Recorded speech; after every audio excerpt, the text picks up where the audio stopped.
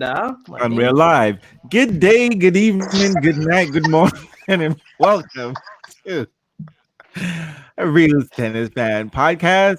I want to say we're 169. It shouldn't be 2020. I shouldn't have problems with numbers, but these ladies, I'm going to blame it on the women today.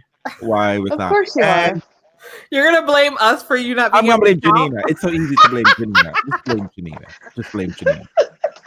But we're I in the feel like 160s somewhere, late 60s. We're going to soon be 107. Zero. But before I go further, let me introduce my co-hostesses with the mostesses. We have Andrine from Solely Tennis Travels. How are you, girl? I'm good. How are you? I'm okay. You in your house? We always have to ask these questions because I mean, like, you I take your know. I namesake know. so seriously. So seriously. I mean, even Wonder Woman is not as wonderful as you. She don't even embrace wonder all the time, but you take that travel. I mean, I don't know. You should probably look into getting a hotel. You should live in a hotel. Oh That my way, god. I would love to live in a hotel. I know my aunt's here, and she was like, "I haven't had any of your other podcasts because she doesn't care about tennis." And I was like, "She's like, is it because you've been traveling so much?" And I was like, "Maybe blame me," but I came up with another excuse. uh, so you're in your home. I'm just simply saying, you know what you could do? Better yet, keep your apartment and Airbnb it. Most stuff is Listen, kind of like I like my bed too much. I don't travel that much. Sometimes it's just a lot's going on. fair enough. Fair enough. And we have Janina from Solely Tennis. No, what's wrong Oh with me? Jesus. She's not from there. She's from far in Ohio. See, you Give won't her a realize that this website. That's podcast is gonna be late because it's coming out. It's not a live broadcast, but we are late already because of Andre, because of Janina. Just saying. damn confusing us. I know. I'm not even I, drinking. because of How are you? me, We don't even look alike. I'm dark, not even a I little know. bit. and I she's know. like a wonderful mocha-ish thing going You're on. I both don't even wonderful. know if That's what I say. You're wonderful. How are you? uh-huh. Great. She sounds enthusiastic right now. I know. Have you been to the Let's ice blame it cream? on Janina. No. Oh, I mean, it's so easy, Janina. I mean, I You know know. what? I Do you know know. what's so funny? We're taping. No one would know that she was late. that's what I'm saying. Right. Because Right. If this isn't live, but Reels has to throw me under the bus. This bitch. It's all right. So much affection for you he has. Mhm. Uh-huh. and if you're not on YouTube, you might not be aware, but we have a host today. Well, co-host. Well, guest. It's Chad. How are you, Chad from CC Yo, Food? how are you guys doing today? It's good to be here. We're good. We're good. How is it in South Carolina? Has the revolution got there yet? There's no revolution. It's just raining, and I am sitting in my car in my dad's garage drinking wine while I'm on this podcast. Hmm. Oh, Chad, I'm gonna get political for 2 seconds.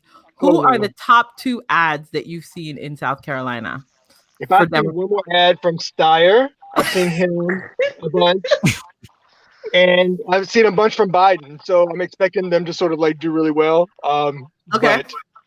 But that's the most I've seen, and I'm getting all Oh sorts yeah. of stuff on my doors. So Really? yeah.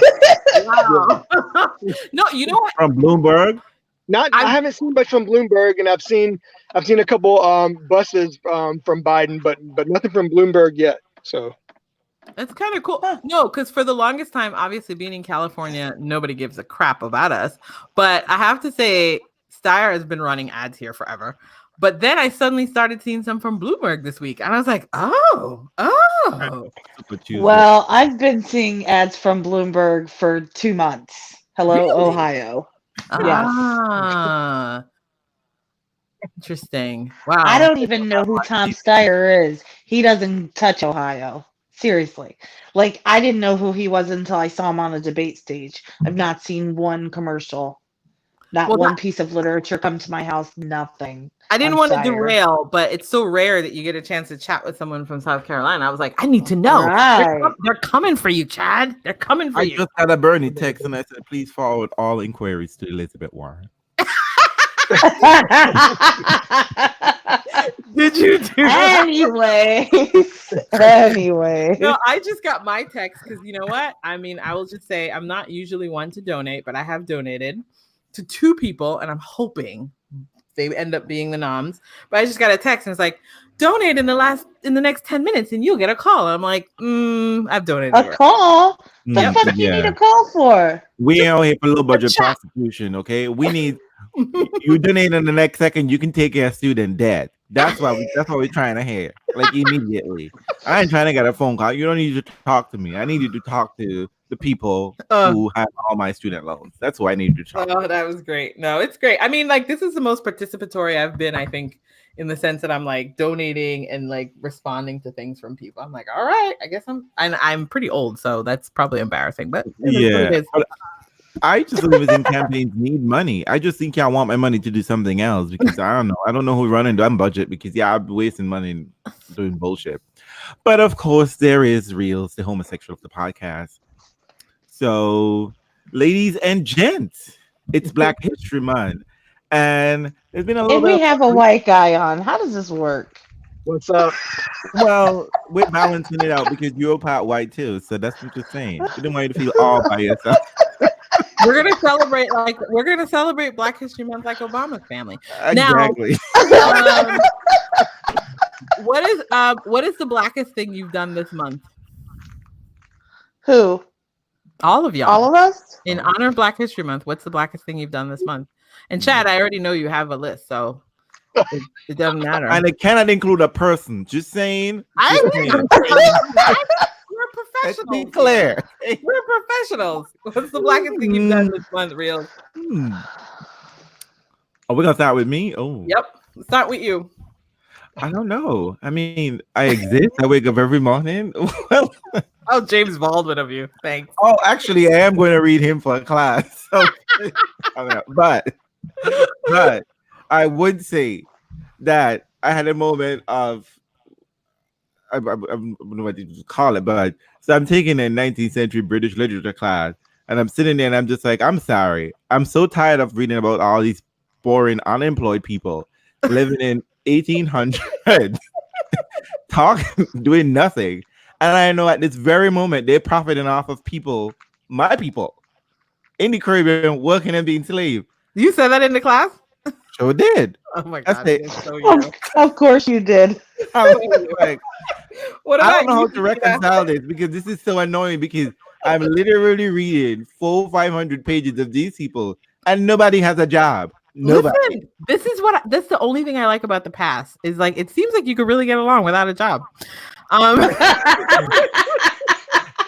You know what I'm saying? Like you constantly hear today, and I don't know if it's the Protestant work ethic that's creeped into the society and capitalism on full blast, but the idea of people just sitting around doing nothing, not even pretending to check stocks or anything, but we're reading about these people's lives. I mean, like, I'm telling you, you can spend 3 chapters in the fucking living room, just in their living room. What about you, Janina? So, You know what? I can't even tell you that I've done anything because I have not. Like I spent so I went to, as we all know, I'm a hockey mom now, and I went to a tournament that was in Pennsylvania that was dubbed the Martin Luther King Ice Cup. Ooh, nice. Yeah, there was nothing Martin Luther King about it other than I was a about name. to There say, was no mention. There was no signage. his dream, Even his dream. But wait, I mean, hockey's a very white sport, right? And even Micah said to his father, "Do you see any black people?" It's like just us. I think that you've taken Martin Luther King's, speech literally. You have I mean, I guess. no content of the content of your character is what's propelling you. I do have plans to go to this spoken word event at the local college down the street from my house, where they bring to life words of slave narratives and Ooh. stuff. Ooh, that's gonna be But it's not until March. Well, the planet committed. They're advertising it as part of Black History Month, and I'm like, okay, well, it's well, March it's a leap 4th, year, so but they get to leap in the next month. I mean, I guess, but yeah, that's that's where I am. Chad, what about you? Again, we can't talk about people. Just say. Thanks for passing it on to me. Basically, well, we do a couple things at work, and we try to make sure that it's publicized at Black History Month, and we put up, the good stuff for folks to come around and kind of be aware of the accomplishments of Black people in America. But actually, the best thing I've done over the last week, we've had some good weather in South Carolina. Not today, but we had a really nice cookout. And invited a bunch of. I'm staying with my dad for a while, so I invited a bunch of old friends that I haven't seen in years. And we kind of hung out and listened to old school R&B and just had a great time. Dang. Your meat? What's that? You seasoned your meat? Yeah, we definitely seasoned the meat. And since I couldn't bring up a particular You have person, a Karen type. And Becky wasn't making a potato salad, Judy, was she? most people brought food though, so I was kind of saved by that. I didn't really have to do a lot of work, but we grilled out a little bit and had a good time. And so it's been a good time, good month. We're assuming that the people that invite came to this cookout were people of color. Yes, for the most part, yeah. Okay, wonderful. I mean, it's South Carolina. We didn't want to imagine something else, but thank you. You don't need to assume, but yeah, you're right. We just gotta make sure, you know what I mean? Our listeners out there and thinking, South Carolina, a cookout. For Black people, Sounds like a good time. with a white dude in charge of it. It's been great. It's a hot mess. Poor Chad. Andreen, let's I'm also planning to go see. right? Of Huh? course, Andreen probably met the ghost of Malcolm X. No, I didn't. With the spirit of Nina Simone. Put us to shame, Andreen. Put us to shame. No putting to shame. I had a shot of Hennessy, which I thought was for the first time, because that seems like a thing to me. Just come up with. Wait a minute. Did you say I had a shot of Hennessy? We're going to shut this down. Chad, Did that just happen? Yes. No, and of course I did like Janina. I went to a poetry launch. Not like Janina, like you were planning to do. You already did it. Yeah, no, it was nice. You know what? It was so funny. It was like one of those things. I shared the thing with you all, a couple of her poems, and I was like, didn't want to leave the house, but I was so happy I did, because the vibe was so nice in the place, and she's obviously a really, really popular poet. With other poets, and so the room was filled with other poets doing pieces in honor of her, and then she went up and did these 2 amazing pieces. What's her name? And the fans can look her up online. And she sold out her let me find out. Let me remind it. It was really good. And the book is called Be Trouble, I think it is. It was such a good show. God, poets are amazing. It's called Be Trouble, and her name is Bridget Bianca, and it's a debut book. And she has this amazing poem about Wakanda, which is fantastic. Ooh. And then she has this really, really great poem about gentrification of South Central. And she starts out with slaves in the slave ship, and then gets to gentrification and Starbucks. I mean, she just puts it all together in this really great way. So it was a really, really, really good time. I'm happy. I always, I like to stay home, but every now and then when I go out, it's always really nice. So yeah, it was good.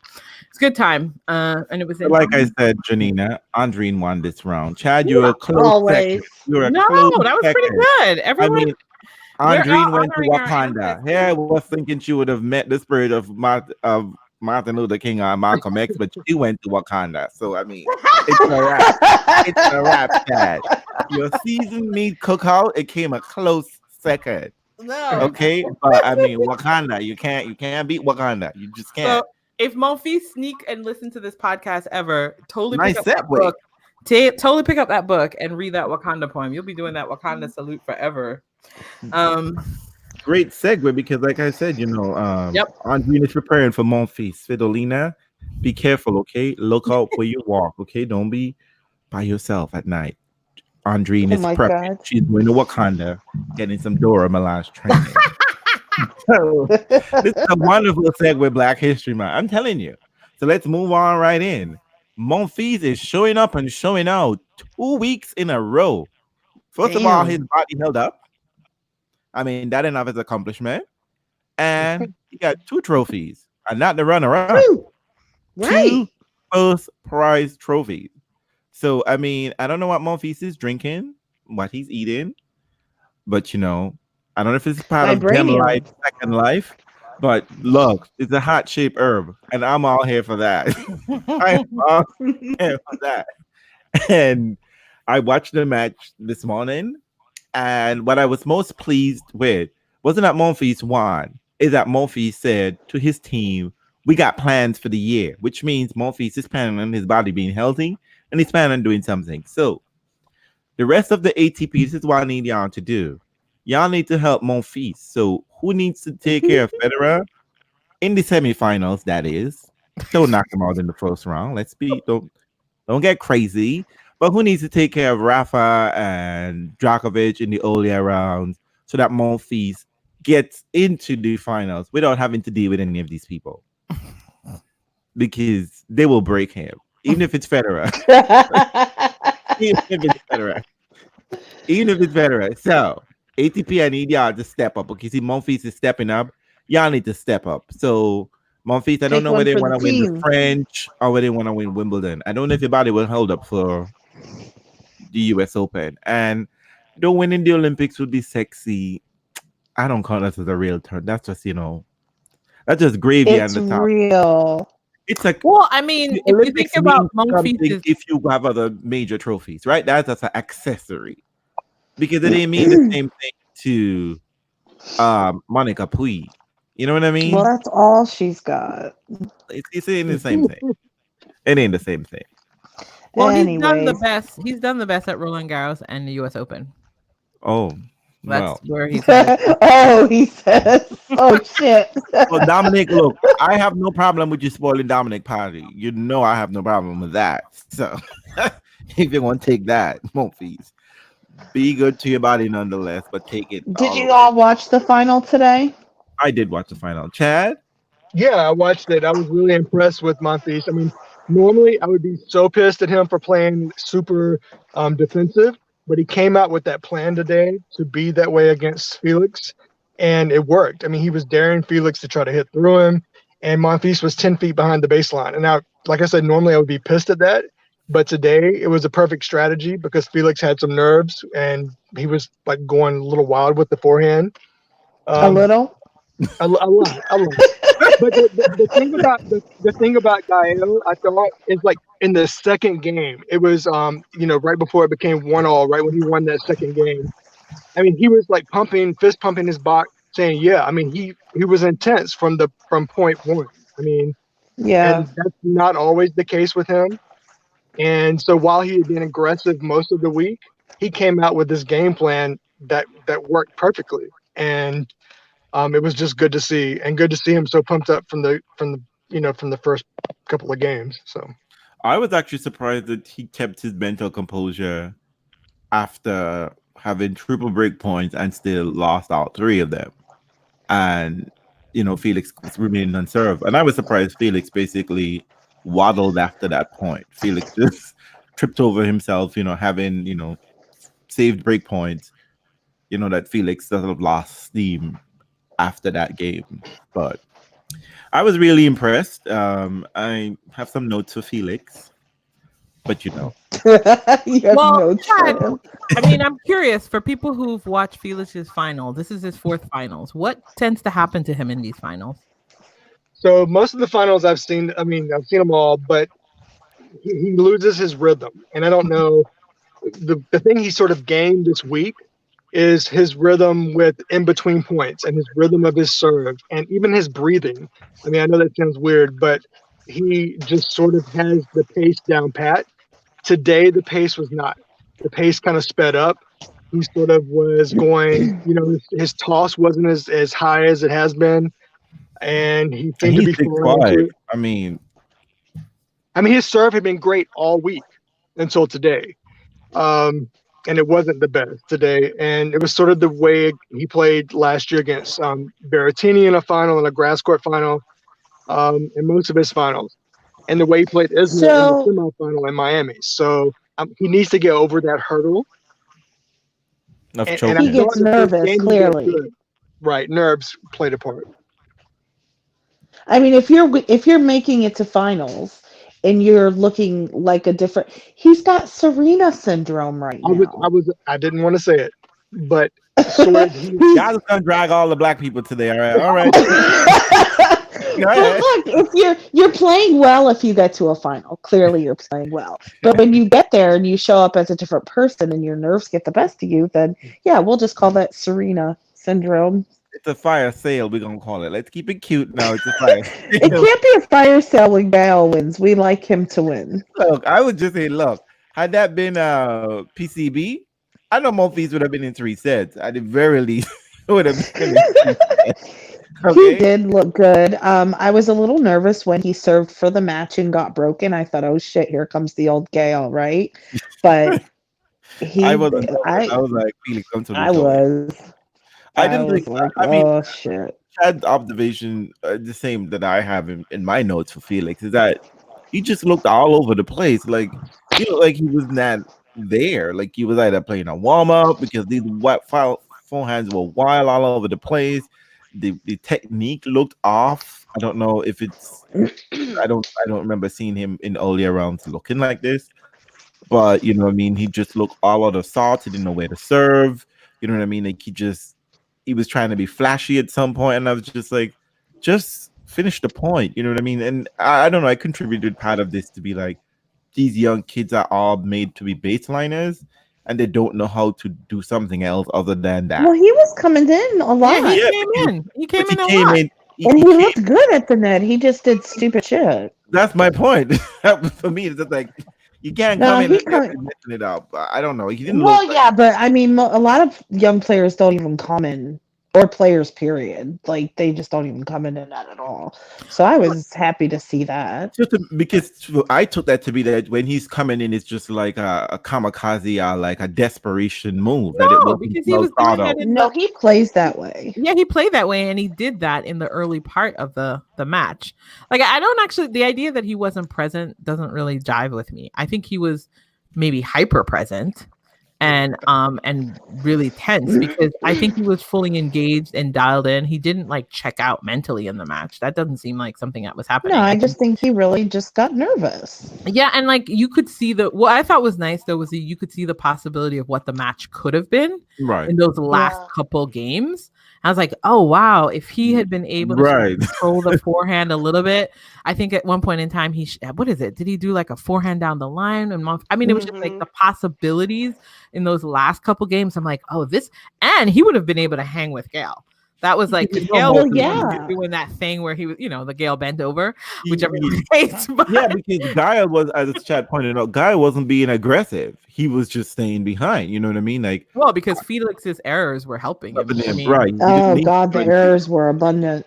I mean, the errors is what win. I mean, it was interesting. It would have been interesting to see a match where they were both fully dialed in and playing really well, and that would have been a 3-setter. So I think Gael.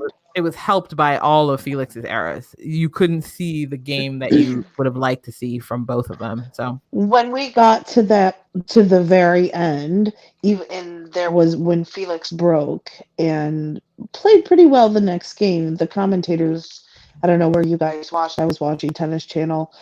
Said this is really what we expected. This is the match that we Richard expected. Krajicek.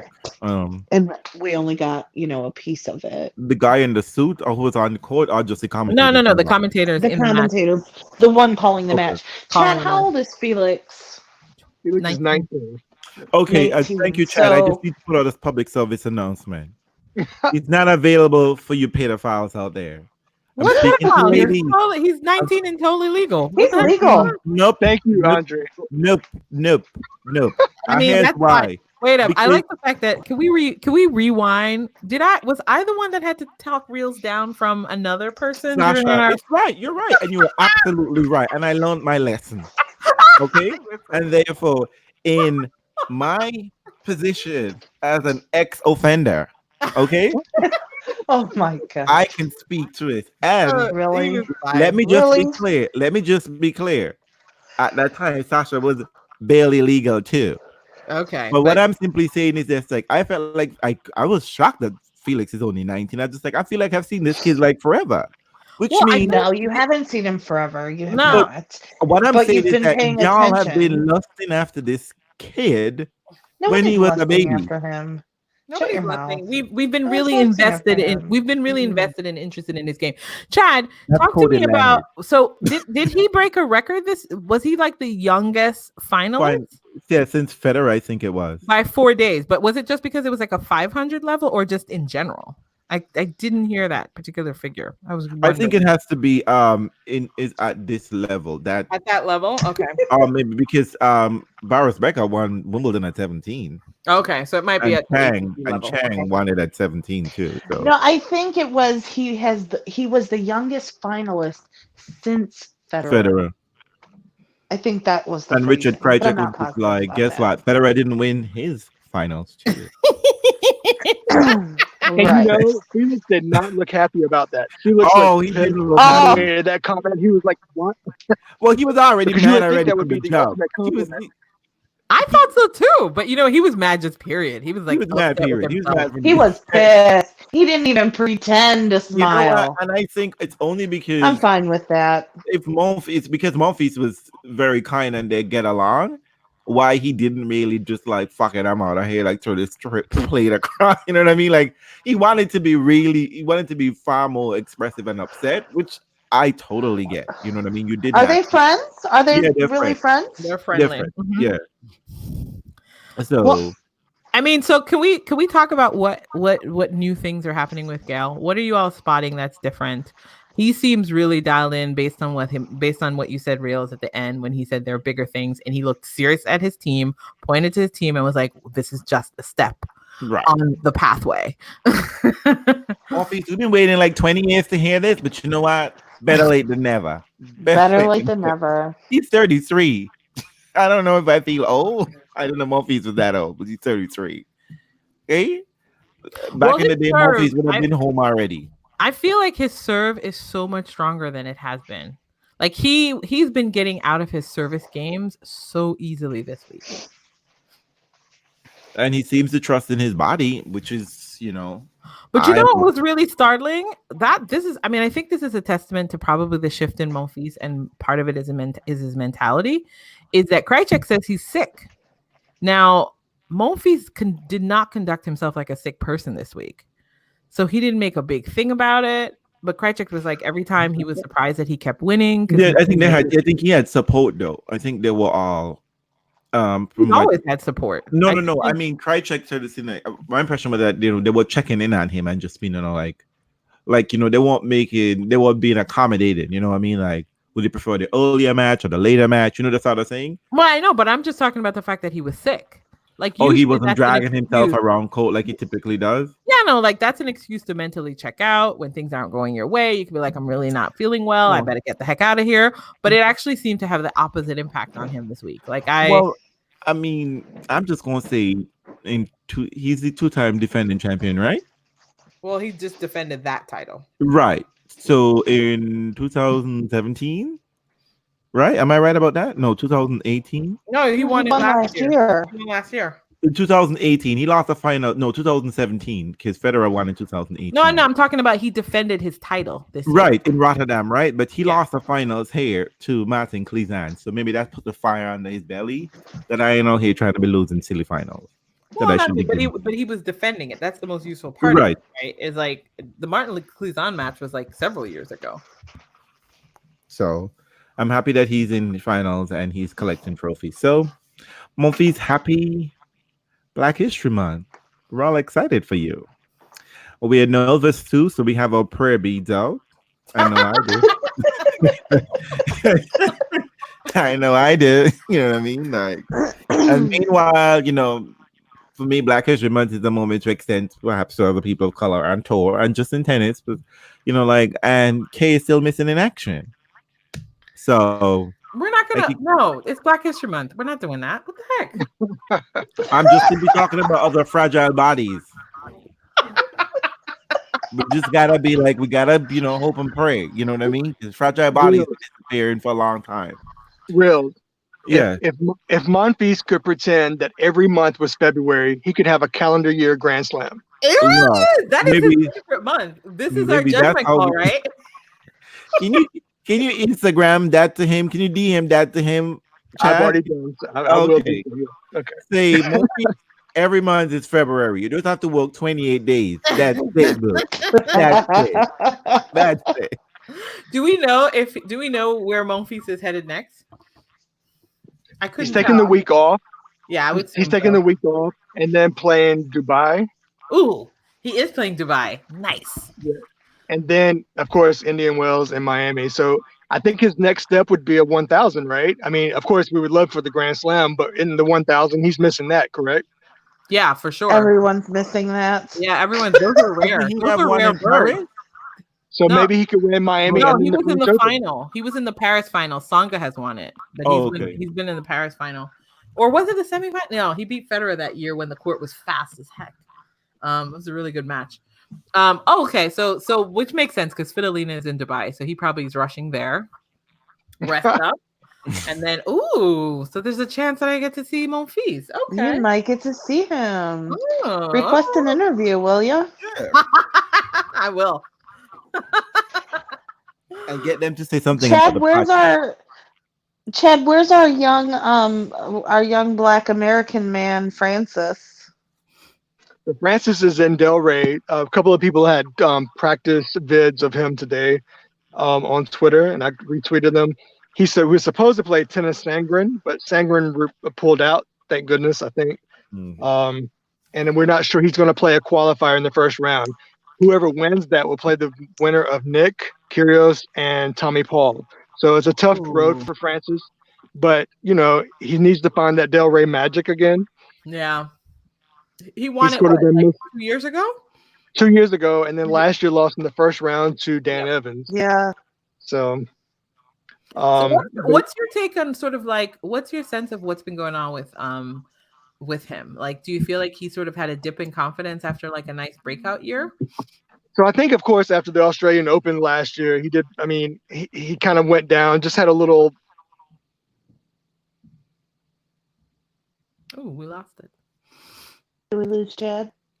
That was last year, wasn't it? Where he had that nice run, didn't he? Make the quarterfinals, and then Yeah, that was just kind of like that. That was his. He didn't do too much the rest of the year. I have come to, unfortunately, expect very little of Francis because I see determined. I think he needs a better coach. That's just me. I don't know. Who is his coach? Robbie Ginepri. Oh No, Robbie's that's gone. right. Oh, Robbie's gone? Robbie's gone. It's Zach Evenen. And he's been We with don't them know for. I mean, Who is that? Zach Evenen. It's the same guy that's been. He was with Robbie and Francis, but then Robbie sort of left, and so it's now just the two of them. And but he's definitely going to have to get some momentum. I mean, because Miami, he made the quarters, but after that, he was competitive, but he really just couldn't get any good wins. He doesn't know how to finish matches though. Yeah, he drags it out to 3, and they get complicated. And then get complicated.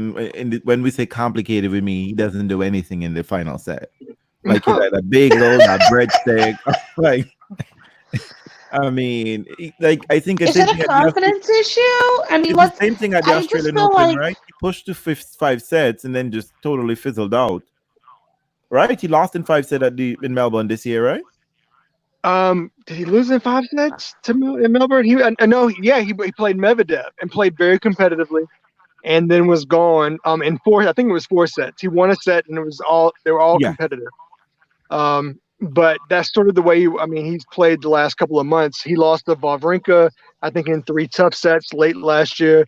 But a lot of those types of losses, which can wear on his confidence, and I think that's what's happened. His serve kind of goes away in the last set, the final set, and in Australia and Miami last year, his first serve was popping, and he just hasn't had it since. It's not been consistent. Well, it's So also do you, kind of interesting too to see like the comparison of like people within maybe kind of his age range because he had a match with Ymir, right? Is that how you pronounce his last name? And in right, the Auckland Open, and I was surprised that Tiafoe didn't win that match. Mikhail? No, it was Because lost. he had just beat he had Hmm? just beaten him in the next gen competition last year, and so I I was know. surprised too. That's funny how that happens. But I think But Francis, you know, the next Francis gen competition is sort of an outlier because of how the scoring works. So Sure. it's not always a good indicator. I don't know why they don't. I guess it's to make it fast paced, but I think they should kind of make it regular well, it does. match. I mean, it's only once on the season, so it's not like it's like a consistent thing. But I think it's somewhat interesting though that he goes back and forth. He doesn't take wild cards. He's like doing challengers and Right. Oh, Mikhail? Who d- no Tiafoe. No, I think Because doesn't isn't Tiafoe, his ranking enough to get him into tournaments well, I directly? mean, there's like no shame. I mean, there's a whole conversation online about Jack Sock getting wild cards, right? But what's been nice to see is that Tiafoe's just kind of put his head down and like just gone into challengers and competed. And when when he's able to get into tournaments that we can But see is he him in. playing? Has he playing challenges? Yes. He played Dallas a couple of weeks ago and lost maybe 2 weeks ago and lost to Oh, Kudla yes, in the yes, yes, yes, quarterfinals. yes, yes, yes, yes. Yeah. So, well, he got to do the work, right? He's black, ain't he? Is he that got is that to do the work. I mean, I just saw that. On someone's Twitter feed. Like I think I saw a famous black author say that at one point in time she went to some major event and all these people were talking about parties and brunches that they'd been to and outfits they were wearing, and she was so sad, and her mentor was like, "But is your work good? Are you doing the work?" That's what matters. Put but in the work, Francis. Put in the work. I don't yeah, know. but I feel like I think we forget also how young he is. He's Yep. what, 21, 22 years old, but we have had an eye on him For a for long time. at least I have. I mean, I know I have. I tennis can though. and so but when you've been waiting for something to happen for so long and it's not happening, you tend to forget that someone is so early in their career. Well, I'm Yeah, not. I I mean, mean, let me be Neil, clear. you could be a little dismissive of poor Francis. Yes, that is true. That is absolutely true. But let me be clear, and when because I know Francis listens to us all the time, you know, um, it's just look, it's you're 21 and this is tennis, and I know it has changed, right? Because Yep. people are sticking around. 33-year-old Monfils, 38-year-old Federer, they're still in the game, right? They're still here, and Djokovic is 32, something like that. He's not looking like he's stopping anytime soon, right? So you have a ways to go. But my thing is that I am not seeing Francis winning matches that he should be winning. Francis is a top 30 player. He should be in there. Francis shouldn't. If Fabio Fonini can be consistent in some regard, you know what I mean? It's like because he has a, and I think part of it too is for me is that I don't see much tennis acumen in the sense that I'm not seeing tennis skills out there.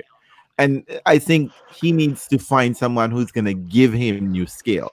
He's just like his game is two-dimensional. It's very predictable, and his stamina isn't there. Yeah, I know they put out Instagram and they take off their shirts, and we can see the washboard abs. Yeah, y'all are cute. You know what I mean? Y'all look good on paper. But at the end of the day, I'm not seeing that training translate out on the court. Because if you push through to win that second set after a tough opening set, and then in the third set, you getting breadstick and bagel. Boo, just go home in two. Go home in two. Stop wasting your time. Stop wasting the fans' time. You know Oh, what I that's mean? so harsh. That is I mean, so it is, harsh. because it is So consistent. ridiculously harsh. I mean, Because you there know was why? this. Because Thank you, Andre. it is Thank a you. feature. It is a feature of Francis' game that he would push through to a deciding set, and then it's wah wah wah. Well, I think you established. Actually, I think that's interesting that you say that because I've never thought it was a fitness issue. Not recently. I think it's a mental issue. Francis seems to be fit as fuck. I feel like he can go with the best of them physically. I've never thought it was a fitness thing. Well, Francis has a tendency to play to the level of his competition. And if he has to play to the level of Medvedev, of Wawrinka, he'll play to that level and he can do it. But then he ultimately has lost those recently. But he also can lose to, challenger level players because he plays to that level. And I'm not sure what he needs to do to cross that hurdle. But it needs to happen soon because his rankings are just going down and down. well, Um, thank you, Chad, for being far more diplomatic than Reels can be. I mean, it's the ranking concerns that's the problem because then you end up sort of like wallowing down in a period where you're not able to like earn points and you're not able to do the Because things that you need to do. I mean, a Well, place. not Look, only look, that, you're going to be in the draw and you're playing Djokovic every time in round one. he should like You know, he's a player I think could be to go to a place like Buenos Aires and Rio de Janeiro. Not Uh, that the fact that Diva you Dali is mean boom. grinding it out on clay? Let's not do that again. Ugh, nobody Well, wants. I mean, look, these American hardcore tournaments are not. Look, no one's making themselves at Delaware Beach. You win a title, that's cute, whatever the case may be. But in order to, I think the experience that Francis need and the American boys, not all of them I care about, they need to play these international players, play these guys on it because look, these click holders are beating them on hardcore. So I don't know what to tell you. So I we what mean, got about an update. what about other players? Let's spread the love. Yeah, I was. Do you have any, Chad? Do you have an update for like what's going on with Eubanks? Well, Chris Eubanks, Michael Moe are still out there on the challenger level. Michael had the kind of the unfortunate period of time where he got injured while he right after he made the top 100 in late 2018. He was, had high hopes for 2019. Started out the Australian Open, had a battle with Radu Albert, who he lost to, but right after that got injured. So 6 months later, Michael's back in challenges because he couldn't defend a lot of points. Oh, Chris no. Chris had a great first year. His second year on the pro tournament last year was not the best. He made a bunch of quarters, but that's about as far as he could go. But hopefully this year will be a little different. I know he's playing in Mexico this week, but he's definitely going to have to. I know he wants out of the challengers, but he's going to have to get some big results in those challenges to get those points up. but So, Michael so Moe just played in Cleveland this week, but he didn't do so well there. He lost to the champion. He lost to the champion the last 2 weeks in challengers, and But Dallas. I was looking at the draw and I'm like, he should do well. He should be in that final. That's what I'm thinking. Like, I I don't know. I just you when you see someone and you see them playing on the pro level of the tour, the top level of the tour, and I appreciate when you're gonna go back to the challenger level to build your ranking and to do that, but I expect you to be the top dog. I think that's interesting you say that because I mean, Chad makes the point that maybe you end up playing to the level that you're at. And I think somebody else has said that. That who was it? You expect like, when Kei Nishikori was coming back from injuries, I don't remember Kei winning a bunch of challengers. I just remember him playing. I don't Right. remember us saying, "Oh, Kei won a challenger." So I don't. Mhm. I mean, maybe part of it he is the did, I think, didn't expectation. he? I He mean, won maybe Dallas over Mackie McDonald, but I yeah. think the other ones he played and lost kind of early. Yeah. So Yeah. it's like the idea though that because you've been on the big stage means that you should necessarily be good on the challenger stage. I don't know if that bears out because I think you end up maybe playing to the level of the of your opponents, fine. We'll But cut then that shit out. I know, Play right? your best. I don't You know. know, like It's weird psychologically. I don't know. Like Right, but see, this is where I think this is where it's almost like I think the American men are almost like the French men, but just that the French men are just way better at they have what a do you mean better by that? baseline in the sense that that they're somewhat kind of comfortable in a way. They present it to be uncomfortable in a certain extent. Like in their home tournament in Delray, whatever the case may be, they're cute. You know what I mean? And they get some press and whatever the case may be. But elsewhere, put them out against, they're not really doing that. But the Frenchmen are at a better level, though. They produce better, but in that sense, the Frenchmen are higher caliber. But well, to also me, they're competing against different people. The French tournaments bring in a lot more higher ranked players, so they get a chance. They get a chance their of game competing at a against, higher and that's level. why I said that these people needed to go elsewhere. But to Okay. me, I just think the tennis for American men is not at a high standard, and I think we need to admit that American men tennis is at a D level. Oh God, I think that's so harsh. That's What are give me Because your ranks by country. in terms of like who I think is I playing, mean, like you're like Americans are D level, and then who else is what Serbia is A level just because of Djokovic. I mean, you no, I mean, compared to the others. I mean, yes, Philip and they're on the rise. They're doing better, but you can't just throw a comment out like that. no, I mean, look, I need She's like, context. I look, think bitch. I think That's minus. too I think much.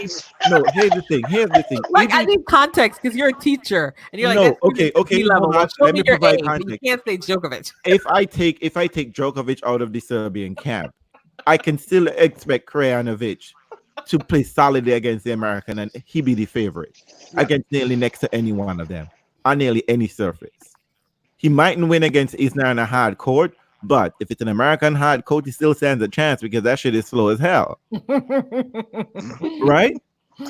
Well, I I think a mean, lot of what you're actually saying is that not so much that the American men are at a D level right now, it's just that we've not had an American superstar in quite some time. And it's kind of odd. On The the male American side. men used to rule tennis, and we haven't seen that. So I it's just don't think their weird. tennis is up there.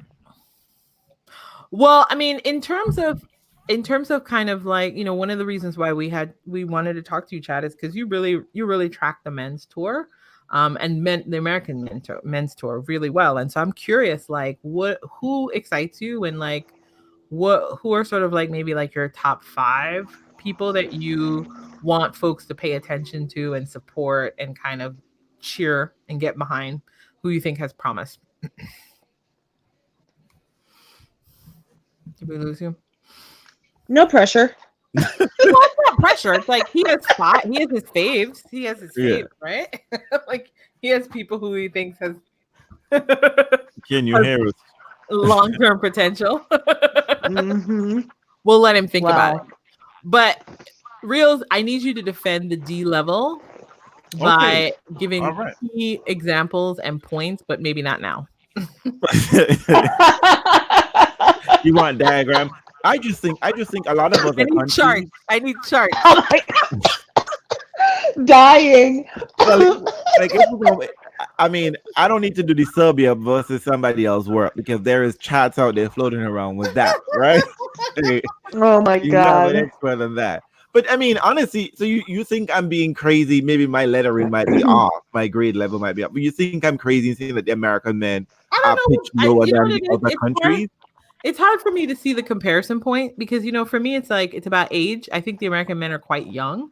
Okay, maybe like Mhm. the late 20s guys are not right there anymore, but that feels like most of the guys, to be honest, on all in Yeah. every country. So I think you have like an overabundance of young American men, and then it's hard for them to be compared to others because I think overall the younger guys on tour just aren't doing that well. But their game just kind of looks the same, and I think everybody I think once everyone has to play an American man, right? Yeah. They don't have to go scout for that, right? They just simply sit there and thinking he's going to try to do 2 things: try to get a big survey and go after the forehand. The backhand is going to be weak as sauce. Do you understand what I'm saying? They don't necessarily move well. They sloppy at the net. You know what I mean? And this is not this has nothing to do with history. Like some countries have a richer history in tennis and whatever the case may be. America has a rich history in tennis. And I'm just not seeing any kind of variety and excitement just in the game that they play, their style of play in and of itself. And I think week in, week out, Chad keep mentioning, that having good results. But you see, I get the feeling that that sounds like almost like a luck of the draw, that maybe they might have a good result, whatever. But because I don't feel I can depend on any of them. It doesn't matter if they're MAGA or not. You know what I mean? Just an American man, just in general. Like I don't see them getting far in tournaments. You know what I mean? They're not dependable. They're not reassured. That I just figure any journeyman from America, from anywhere in Europe, could give them a run for their money on any given day. I think with That they Opelka, I think with Opelka and Fritz, they still have dimensions to add to their game. Opelka is that forehand and serve that you're talking about. right, Fritz has a little more, but I mean, even though he's a decent mover, he still is not as say athletic or as speedy as Francis or even Michael for that effect. Michael needs to add some power and pop to his serve consistently. Francis, I think what Janina said with the mental part, I think his confidence is just so low, and for his forehand not to be so hitchy and problematic, I mean, he just needs to had that confidence, and right now he's lacking in that. And I think, like you said, they're not all around players. I mean, they still have some holes in their games. But Michael, Francis, and Chris still have time on their hands. I mean, Fritz and Opelka too. So, I mean, those would be the five I would think that we have hope for, Mhm. but they still need to become more well-rounded, Andreen. Yeah. thank you, Chad, for saying it far more diplomatically than I real. mean, I feel like Chad is here to deliver. Real's just being vicious out here. You know what I mean? Chad, are you on the Coco train? So on the women's side, I'm definitely on the Coco train. I heard your podcast at the end of the year last year or the end of the decade, Mm-hmm. and that was one of the best podcasts I had heard all year. Oh my Um, God. We should and I have really you on appreciate. all the time just to say that every single time. No, I really love it. I mean, I was listening in the gym, and I heard Andreen kind of like her voice was cracking, and she was tearing up about Coco, and I know Janina had some emotional and some personal moments too, And and Real's it have just no meant feelings. It's okay. You don't have to. You don't have to try to cover for that. He have no feelings. but it just meant a lot. It meant a lot, and I agree with Andreen that Coco has so many positives that we're all rooting for. Um, I don't her game is. I mean, it's too hard to judge her game. I mean, she's only 15. She'll be 16 soon, but just what she's brought to the sport in the last year and a half, 2 years is amazing. Yeah, I mean the energy and the enthusiasm. I love a Coco on the men's side. My lord, like Right. a, And right. Definitely, definitely. Okay, so No Chad, one is that compelling at ladies, all. in terms ladies of and personality. Chad, you can probably Right. fix this. You can probably sweeten this up. And I would have to agree with you, Andreen, right there, because on the men's side in general, no matter if they're American, Swiss, Serbian, Spanish, they ain't got no personality. They got no juice. They got no juice at all.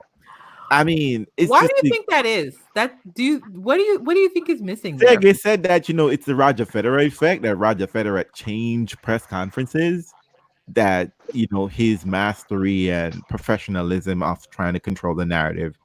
I think because Raja became a brand, like the first time in a very long time, he became not just a sponsorship, like the face of a watch. He became a brand in and of himself, right? Putting Roger Federer anyway meant something, and you know what I mean. And then Nadal, and then Djokovic trying to be that thing, but being problematic everywhere else. You know what I mean? He don't know to keep his life clean. The appearance of cleanliness, I should say. Maybe that's what it is, and we live in a social media age where everything can be construed, constructed, and reconstructed into something else.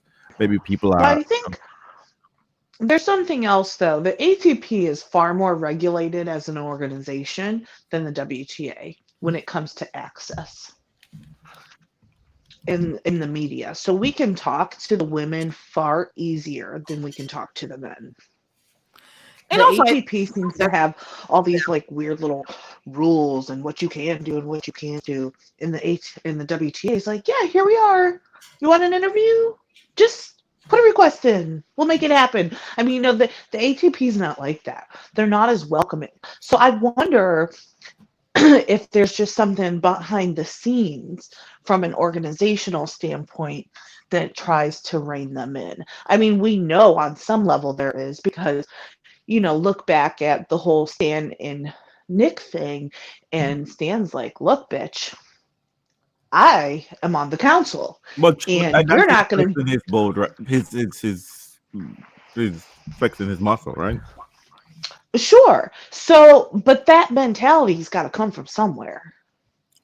But I'm just simply saying these players have no problem showing their ass on the court, right? Being an asshole in court, right? At any given moment of the day. Why don't you bring some of that energy in their room? But you know what? Well, And I you don't just mean look at I that don't know. I don't room. understand what you mean by in the room. Like, what would be an appealing personality for you? Like, it's really clear on the women's side what is appealing. It really is. But on the Oh, well, men's side, it's oh, I really see what you difficult. know Do you see what? what I mean? Like, it's very difficult to characterize an engaging and interesting personality because even somebody like a Felix, who I think Mhm. seems quite a charming and nice, like your access to him is like Janina says, it's very different, you know? But maybe Um, we're looking at this the other from a uh, uh um No, because you know what? Francis is actually personable. yeah. He's funny, but we don't get to see it. So but why not? maybe we're looking at this from a wrong perspective, right? Maybe it is that there is no real difference between the women and the men's side, right? They're all the same bland cabbage personalities. No, that's not Wait, wait, true. wait, wait, wait. Let me finish. Let me finish. In terms of in the personality press room access area, right? Because that's where we expect this personality to shine, right? That they're all the same bland cabbage in the area. But on the WTA, you have a bunch of people who are manufacturing this narrative of who these players are, and there is a campaign for players that we should like X player for a certain reason. That doesn't I don't happen think on the so. ATP. Well, The ATP doesn't have a campaign for us to like anyone. the ATP tries. I mean, Yeah, they do. that's what next It's gen is. Federer and Rafa. No, But no, that's no, not, but and they that's don't control those bodies. I mean, but those that's bodies next do what they gen, do. though. That's next gen. I mean, I will say that the nature of female sports versus male sports is that you do have to do a lot of labor on the women's side to build narratives to help tell a story because I think the tendency is for most writers to be quite lazy about that. And so there's a lot of heavy lifting that has to happen when you're covering Mhm. women's sports. You have to give them narratives. You have to really try to train them to look at your athletes in a very particular way. I think the assumption has been on the men's side that you could just let them be, but I think the same kind of grooming has to actually happen on the men's side Oh, too. okay. You think that kind of work needs to be done? I actually do. Mhm. I think you have to kind of decide what your persona is and what you're bringing to the table and what I think, for a long time, I think people have really balked at the idea of tennis being entertainment, and I think even Fed has come around to that. Like, I'm realizing that I'm an entertainer. And I think Roddick has always Mhm. said that too. It's like there is an entertainment aspect to the game. And so part of what usually gets dismissed on the women's side as chaotic and fragility and all is part and parcel of the personality of those players, right? The ability to get frustrated on a court, maybe throw a tantrum or whatever. People always dismiss it as like, oh, she's such a girl or something along those lines, which is very Mhm. sexist, right? But I think the other thing is on the men's side, part of it is like sometimes the men are slightly over policed and but it's personality becomes aggression on the Mhm. men's side Mhm. instead of Mhm. like a kind of engaging, smiling, laughing, kind of like interesting stroke production. You know what I mean? Like that's just not happening. Well, I You know? mean, well, I don't know. I think maybe I've seen another sport that are not as big like basketball and football and whatever the case, small and niche sport. Where the players try to control, there is always some PR from the organization. They Mhm. speak with bloggers, that kind of thing. I don't know. I don't know whether players just don't have the time because of the nature of tennis moving constantly, or they're controlling their own narrative by people who follow them with their Insta stories, etc., and all that kind of stuff. I don't have Instagram, so I don't know what they're doing and putting out whatever. Because I do see people on my timeline like, oh my god, this person put this story out, that person, you know what I mean? So maybe players don't necessarily feel the need to funnel through that bit, and maybe ATP just isn't prioritizing because they'd have to give someone a real job for that, right? And maybe they're not just willing to pay. Maybe, I WTA guess. paying someone for that, right? Well, I mean, it's part of the labor of selling women's sports. You have to do that work. The reporters won't always do that.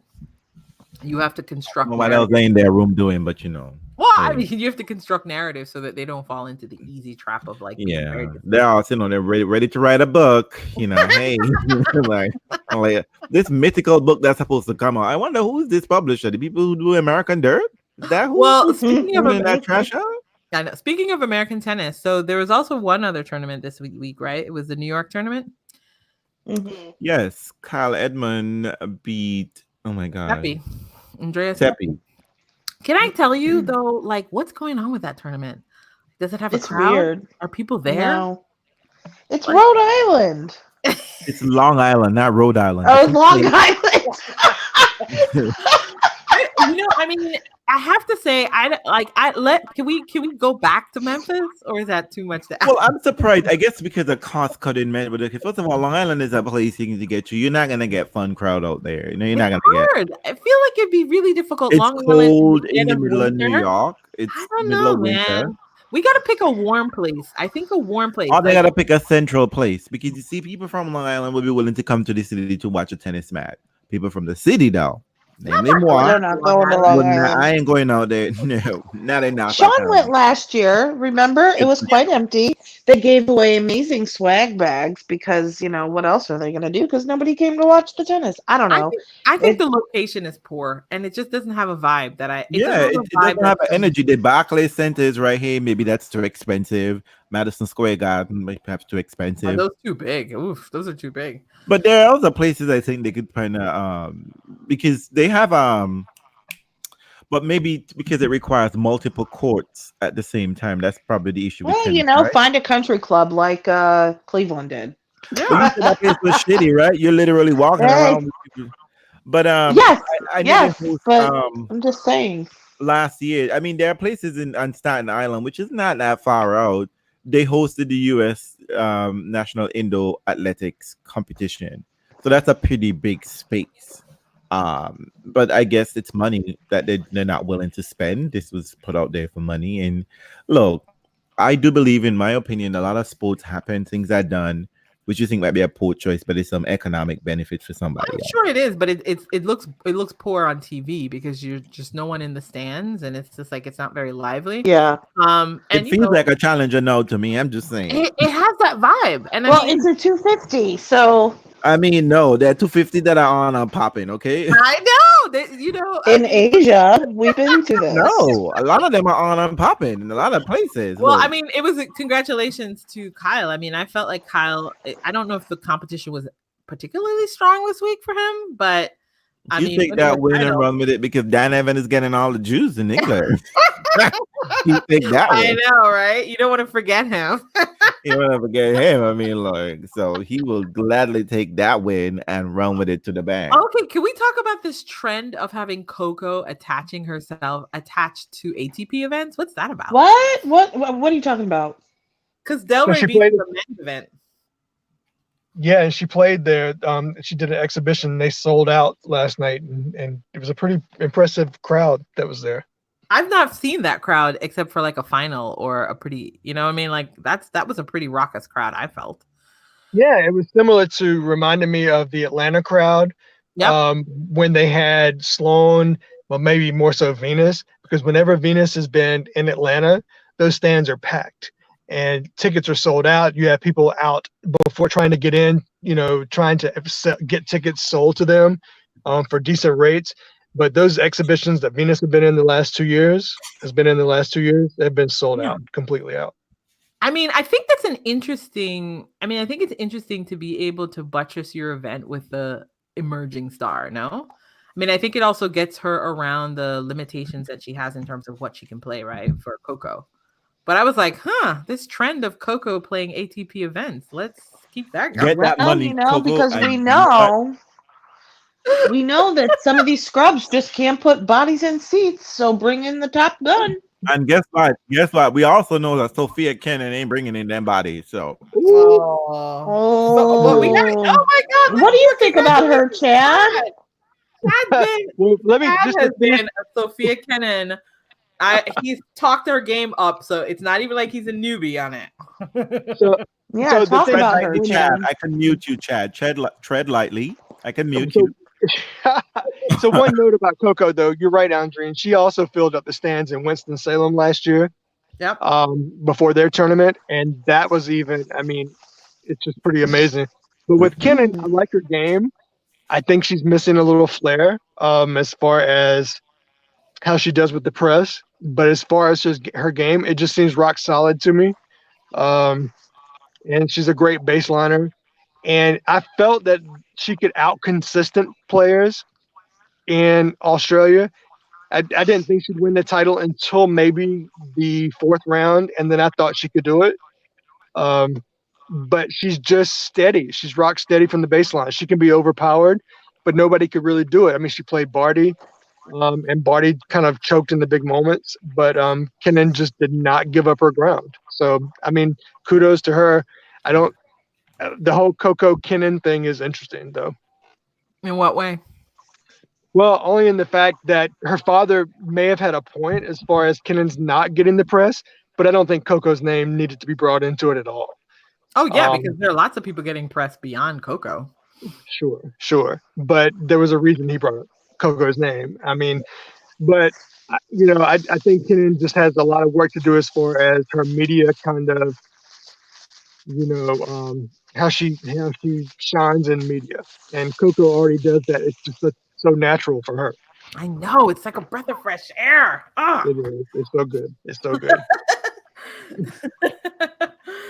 But Kenin's harsh. I wonder why Sophia Kenin's daddy won't say this when Serena was out here just getting the leavings for Maria. Well, Nobody was concerned. Nobody wrote inches about that though. Well, he wasn't. I mean, he's advocating for his daughter. Well, I mean, speaking of, I guess, is the American women. We can talk about sort of a little bit of the American women because we saw Fed Cup.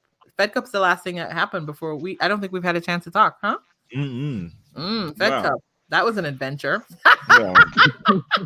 Can we? Oh my God! I don't think Serena lost her first ever Fed Cup match. She only played like 17, but I mean, it's amazing. But she's never lost. But you know what? And now she has. So close. I couldn't, to be honest, I've never and seen that's also a silver needed, right? Well, Serena won all year round, but the final match is always fire sale. But final match. But it's interesting because it was like that was one of the first times when I think I've been watching a match where I was like, wait a minute, I don't think I know who's gonna win this one. Because it was so topsy-turvy. I mean, with Serena in it, you know what I mean? Like usually you could say Serena's gonna like lock this down or whatever, but it was really literally too topsy-turvy for me to be like, okay, I guess we'll see what happens. Wasn't that a similar performance to how she performed in Australia? I mean, kind of. I mean, she would have a lead and look dominant at 1 minute, and then the next minute look a little lost. And you were wondering, where did the serve go? And then the serve would come back, and then it would go away again. It was just in and out a lot of the matches. Serena making it a drama. She's taking a little comedy, a little sketch play, and she turned it into a saga. Like, girl. Well, I mean, I think the other, we talk about this all the time with Feds because his age gets mentioned a lot, right? But I think now we're watching a sort of aging champ who we could always rely on to respond to the moment. And now we're seeing, funny, we put so much more pressure on Federer. We put more pressure on Serena than we did Federer, right? Like, well, I mean, differently, but we've seen Federer's game abandon him in key moments. You're like, what the hell? Right? Against Monfils, against Sanga at Wimbledon. Federer, I don't forget Federer, unfortunately. But no, I think it's interesting I'm curious if people really sort of like embrace the narrative around Serena getting older and then managing her game as she gets older instead of doing I don't think not playing enough. I think the fans are not. I don't know what conversation she's having with Patrick, but the fans expect her to show up and break these girls like it's nothing. Well, she already doesn't hardly play. I mean, I still say she needs to play more. But you know what I think? I think what's interesting about that is that the tension around that is different. Like 1 year, Federer was like, I didn't play enough. Then the other year, he's like, I played too much. So it seems like as you get older, as you have to find a balance, you have right? to find that place. Constantly. And for Serena, I think it's becoming the question, right? Like, because that match was such a story. Like just watching it, like I was like, there were so many. It's the Chad, like Chad said, it's like up and down, and you're like, wait a minute, she's dialed in, and then she's not, and you're like, wait, what happened? But then you remember Chrissy saying, as you get older, it's just sometimes really hard to focus. Maybe a suggestion. Maybe Serena needs to bring someone else on the team, female. Ooh, Um, when's the last time because Serena has a female person on the team? I mean, her mother's there, but I'm not counting Austin. Yeah, no, Austin don't check out a tennis ages ago. She's just there for the perks. She just there She's for the also perks. there for the funny moment. I mean, She's there for the funny This shot. is what I want retirement to look like. I shop for things and I'm not interested. I fall asleep. I clap when I want to. Hey, I the love person I'm that is what retirement should look like for all of us. But I would say one of the interesting things going back to Federer, and I noticed from people who are aging in profession, they always say that that you would think every day you get up and you do the same thing as you did. One of the reasons I think Federer brought on Lubicic when Lubicic had beaten Radic in Indian Wells, I think it was. Yep. He made I'd never forget. He said, like as I've gotten older, I've have to be in the gym more often than when I've been on the court more often. I skip the gym. Now it's the other way around. That as you get older, he understood there's a certain you have to change things. That you can't go about business as usual.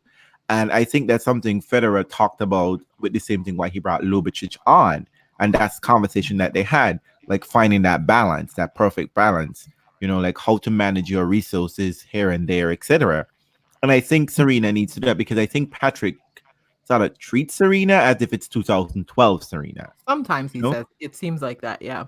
Yeah, and now it's 2020. Yes, Serena is getting to finals and you feel it's the same old Serena, right? Yeah. This might be a mental thing. But if this is a mental thing as I think it is, it's manifesting itself physically. And one of the things that tennis players have to be masters at and knowing that they have to do in order to be the great champion is the days when you're not feeling the best, you still have to put out a B-level game or some level of game that can still be competitive. You can't just fall apart immediately when you're not feeling yourself. And I think there is just good Serena, bad Serena. There isn't that middle ground Serena anymore. But which I think can ramp up to A-level Serena. What I want though is because and maybe with Kim Clijsters coming back, we'll be more open to talking about what it is like to be an older player on the tour and a person who has a family and all of those other things. Because on the women's side, sometimes it feels like there's like a reluctance to even admit or talk about that. Yeah, because they're going to look too sexist and whatever. But I don't know if Kim is naturally the right person to do that. Why? I mean, because you're gonna have to talk about it. You're gonna have to talk about. Well, they're going to talk about it because it's Kim, right? They love the lily white girl, Kim. No, but she's actually a very good counterpart to that conversation. Exactly. I mean, I don't know how old she is, but she's 36. She's around Serena's age. She's older. She has a family. But my thing is that she's left the game. She's taken. But it still opens up that conversation to have with more than one person who has been successful. Yes, we have mothers on tour. Yes, there are mothers on tour right now besides Serena. But none of them, not that Clijsters is at Serena's level. I mean, we don't, not now, but she is somebody who has been successful, who has won Grand Slams as a mother, and talk about how is it different. Chad, what do you think now? I don't know if you're still here. I don't know if he's able to hear. Yeah, I'm acting here. I think like what Chrissy said, some days you just wake up and you just don't feel like being out there. And I do think that's a factor of age. I mean, I know people don't want to talk about it with age. Oops. When he comes back, we have to have him finish that thought. Right. I would say that the fans are going to hear and they're like, what did he want to say? Right. Can you hear me? Can you hear me now? Finish that thought. Repeat what you're saying. Yeah. Oh, I apologize. No, I mean, I do think it's a part of age, even though we don't want to focus on that a lot. I mean, there are days that you're slower than others, that you just don't have that same oomph as others. They're still in their 30s, However, I just don't know where Serena goes from here. I don't know what her next step is. What do you mean? Like, I hear the play more tournaments. I hear play just the big tournaments, play the major tournaments, focus more on physical fitness. Is it taking less time with your family? Is it placing more emphasis on tennis? I don't think there's that one answer for her. yeah. And I think we're going to probably get this for the rest of her career. And I'm concerned that she's I'm just concerned she's not going to be back in a Grand Slam final. And I don't want to say that because I want to see it happen. I want to see it. I want to see that false record broken, Yeah. Well, I think Reels has a solution, and yeah, I just said it. Serena needs to hire a woman. Well, the thing it's an interesting question you raise. And this is why I brought in the Federer thing, not because I think they're the two leading champs, right? But there were Right. quite a lot of dialogue and ideas about what Federer needed to do. I don't see that same sort of level of thoughtfulness as people and not analyze what's going on with Serena. It's like people want her to either be dominant or then it doesn't matter at all. You know what I mean? And it's like, I feel like there should be a little bit more complexity and layering of Sure. like, how do we look at an aging women's champ and what should the expectations be? Is it the same Well, thing? I guess think maybe, that, Andrea, I think part of the difference there is, first of all, she doesn't get the respect that she deserves. Period. That's the biggest thing. for But the sure. second thing is, Amen. the truth is, when Serena shows up and we see the Serena of old, she's still head and shoulders above everybody else. Federer has several people knocking on his heels. All the time, yeah. Serena doesn't. And I think that's the difference. I think that's why we don't give her as much of an aging piece of conversation, because when she does show up, nobody can touch her. Nobody can. Absolutely nobody. So we're just like, get back there, get back there. Where is that Serena? Because we still see glimpses of her. Yeah. And when we do, she's that much better. So we don't have that tendency. If she had like all these people constantly just getting ready to pull her down, we might talk about it that way a little bit more, like we do Federer, because Federer squeaks out of a lot of tight matches, and we say it's his greatness that got him there, which it may very well be. He's better, but there's so many people that almost get him but don't. Serena is crushing people when she's crushing them. Maybe Federer's not really crushing people anymore. He's winning, but he's not crushing them like he maybe the used problem to. is that maybe the difference might be that Federer Serena has never had a wilderness period, right? That she's always been there. Even when she's far off, like 2007, when people said she wasn't in shape, she won a major. Like every year she's been on tour, she's been in the finals of a major. I'm almost sure, if not having won one. I'm sure my stat is right. I think the only period where she hasn't, the longest period without injury or whatever the case may be, might have been when Venus was ascending. And then Venus decided to give her gifts. And then post like her illnesses and stuff like that. Right. But even post like her illnesses. Oh, she did get to finals, yeah. She did get to finals. So whereas Serena never there's never been a struggle Serena. You know Right, that's what I'm saying. And That's even why if we she- don't give her that space in that conversation about talking about the struggle that we see now being due to age, because when she's not struggling, she's kicking ass and taking names. But I mean, this not just affect how we see her. This might be affecting how she sees herself. That this might be a period where she needs to reevaluate things differently, because in the past it's always been, I am right there. I just need to push a little further, right? But maybe that right there and the further is a lot wider than she herself can see it being. And maybe that's where the work needs to be done. Yeah, it's interesting. I've been trying to like hear people, and I think I've been trying to hear the critiques. And of course it's so difficult because Serena critiques are so challenging loaded. and problematic, Yes. right? But I just many of them you have to dismiss. You can't even you kind of talking. Ooh, all right. The racism is a mess, But I think what I'm looking for is how this aging champ marshals her resources, her talents, or you know what I mean, her wherewithal.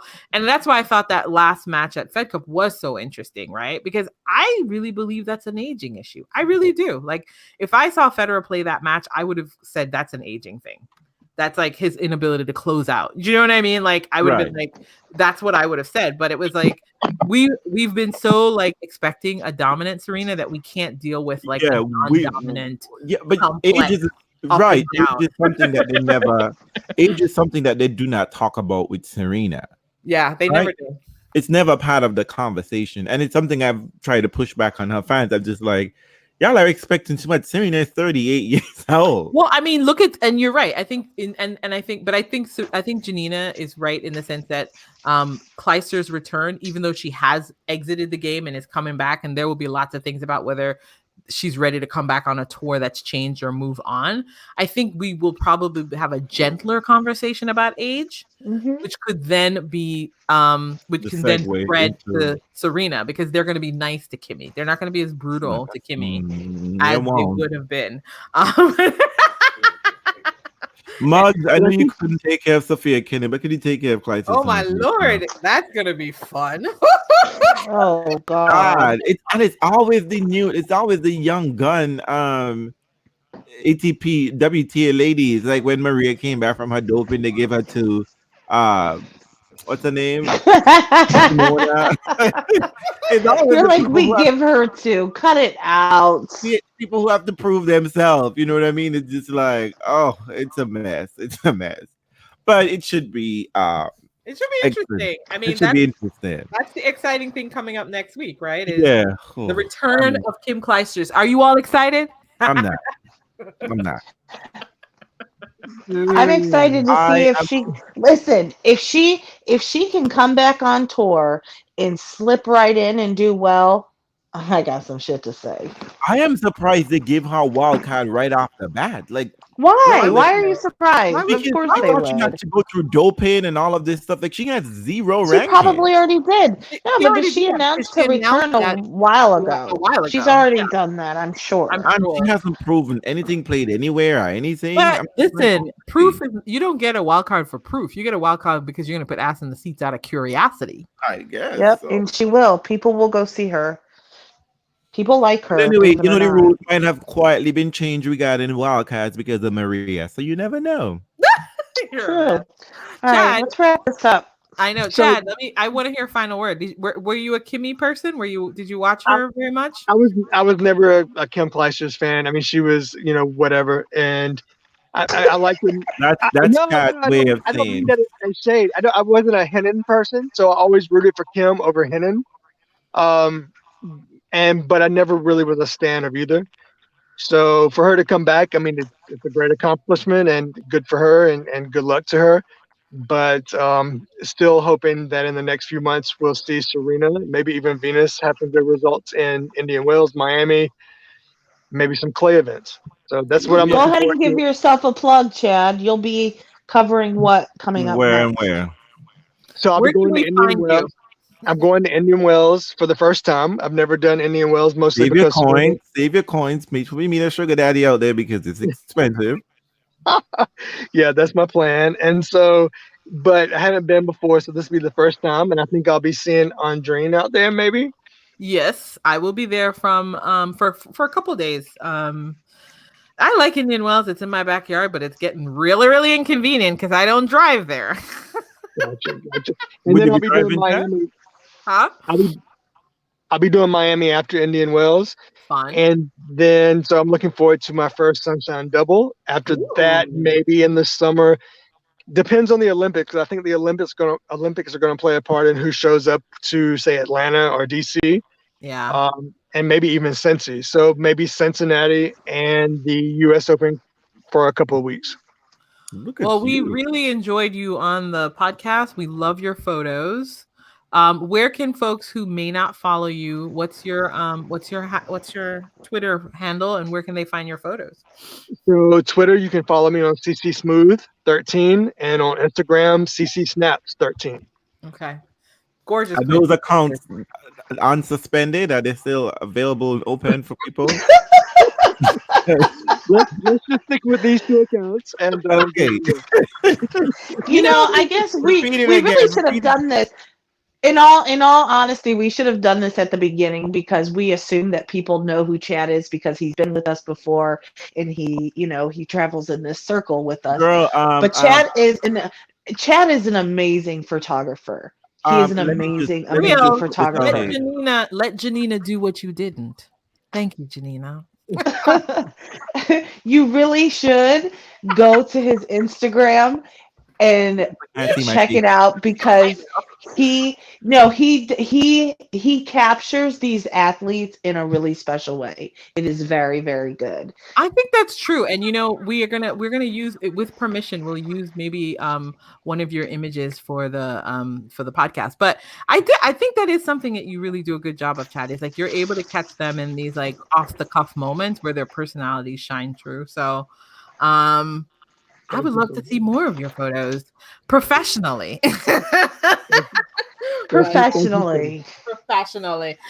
Wow, we really seem to love photographers here. Tony, don't hate us right now. We're just giving Chad a lot of love. So Chad, are you gonna, yeah, exactly. Maybe Chad, you can do a calendar and you could just put our faves on it, Real, you're being an asshole right now. I am not getting You know what, Tony? Wait, what's that? You know what? We don't like Tony's calendar so much. Just do one with our faves. He You're doesn't. He doesn't No, cater. no. Okay, let me clarify.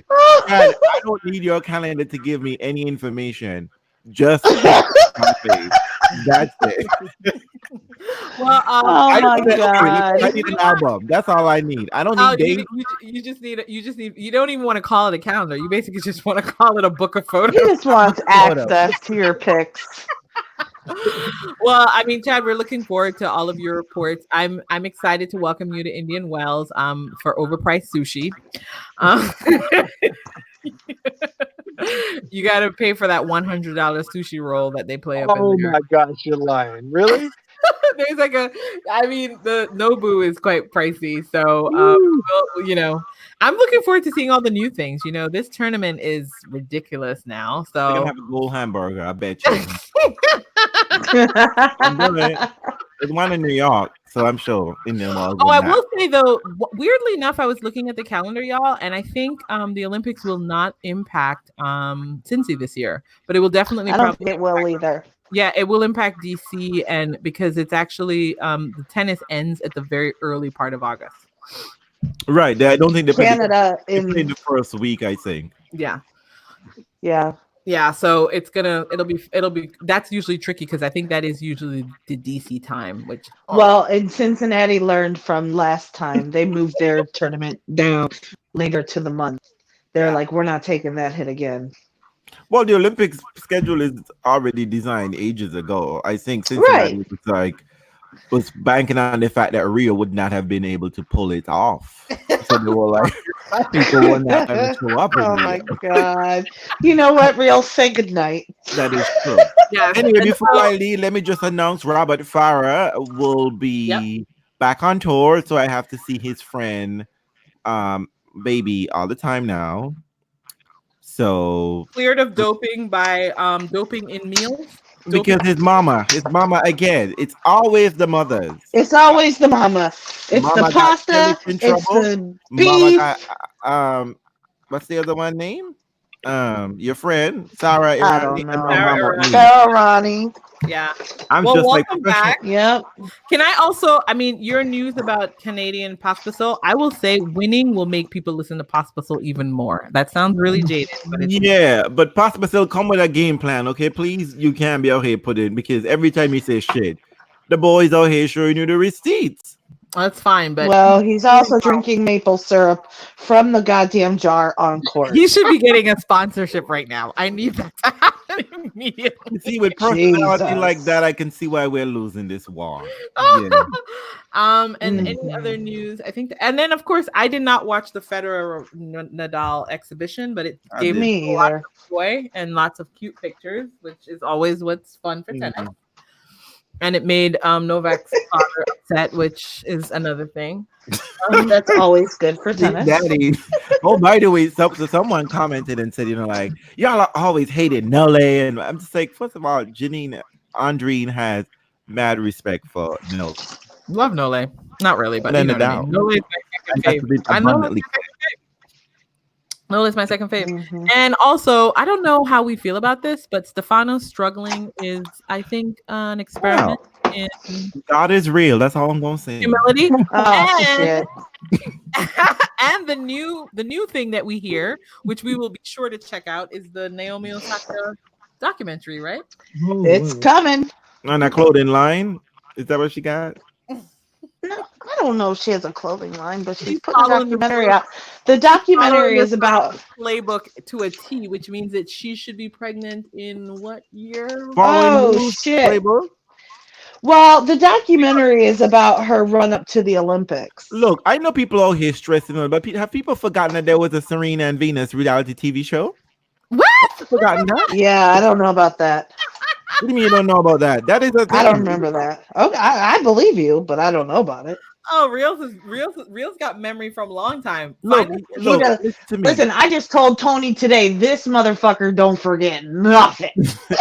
Look, What was it called? I know y'all be trying to drag Naomi Osaka for a lot of things, but y'all gonna have to come with real I think what receipts. she's doing is great, actually. I think it's gonna help her with Yeah. and her longevity in the sport. Look, I mean, like, look, all I'm simply saying is that when I see Naomi Osaka, I no longer think, so I'm on court right now and I'm so excited. I see signs of life. And I'm thinking she's doing all the things that she needs to do. She don't need to Well win every done. day and week, because you know what? When that girl is ready to get her shit together, she's gonna coming be a like a force to be hurricane. reckoned with. That's the thing Yes, she about Naomi is. Osaka. It's just like Yeah, when she's she ready to play is. tennis, she's playing tennis. And none of y'all out here look like y'all ready when she's on her A game. Y'all look like y'all could deal with her. So y'all should just be happy that she's distracted. Oh yeah, it was called. It was in 2009. Okay. Venus and Serena for real, right? Is that Okay. it? Oh no, Okay. that's actually that's actually 2005. It was a TV series. Can we get our hands on that and do a rewatch? It's on YouTube. It's on YouTube. It's all there on YouTube. Oh my god! All right. They had little books, and I mean, there are things that have been out there. There are little books and whatnot about them. They had a doll. Oh god! If you know more than anything else, one of these things that has always been thrown at Venus and Serena is that they were always not focused on tennis. They Well, never you used to know, say, they "Oh, only had we're 5 focused." They had 5 episodes. We have to watch them, and oh my god, can you imagine rewatching that? And then this is like, what is it, like 15 years later? Oh my god! I'm Someday. totally watching that. That's gonna be great.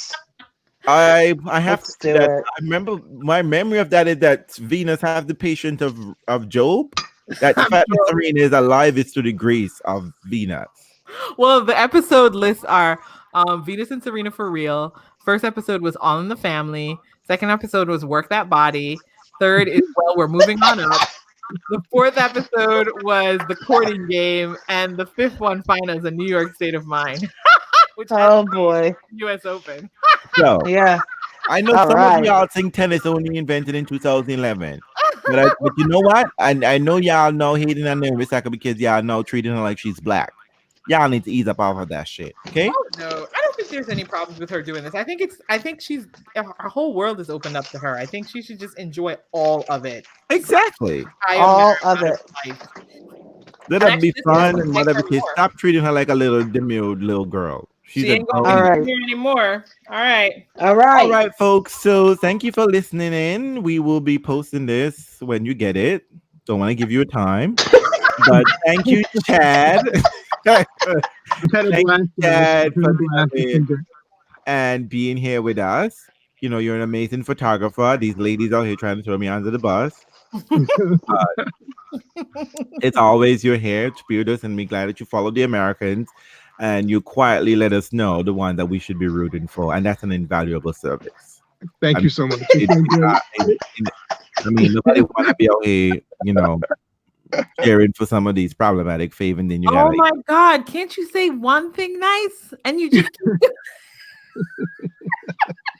He's trying. He's But trying. thank you, Chad. I wasn't putting Chad down. No, I know. I mean, in this administration, you never know. Okay. We can. And well, we still have half a month left to go in Black History Month. May the gods be on us and let us not people be out here doing some fucked up shit. I want to say thank you for the Black Boy Joy that I saw this weekend, which by the way wasn't that much joy because Monfils was just like, I'm doing this. And you know what? I have to say it was excellent. Like pre pictures. It was a sexy finals. It was a cute final. Very cute. I shared your picture, Chad, with a bunch of people, and they're like, "That's a pretty final," and I was like, "Yes, it was." The best week of tennis so far this year, right? The best week of tennis so far. It was Monfils and his nephew, his little nephew Felix. That's all I'm saying. Okay, man. And Uncle Monfils, checked his little nephew. Well, So I'm hopefully excited. we see more Black people in finals and winning shit. Serena, Well, I'm excited. Monfils, keep yourself healthy and let me see you by, and we'll be good to go. Yeah. Perfect. Before All we right. go, let's say, Andre. Did we lose Reels? No, Reels is still here. Oh, okay. How are you gonna lose me, girl? I'm running the show. He's awful quiet. We usually Well, I'm lose. gonna say goodnight then.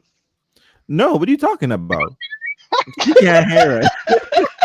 But also, let us know that just know that what advice Andre will be traveling to a tournament. I don't want to say which one Thanks just for yet. joining us, Chad. You're great, Andreen. Safe travels. Reels, where'd you go? Good night. Oh my God, she's so crazy. Stop talking. He's talking.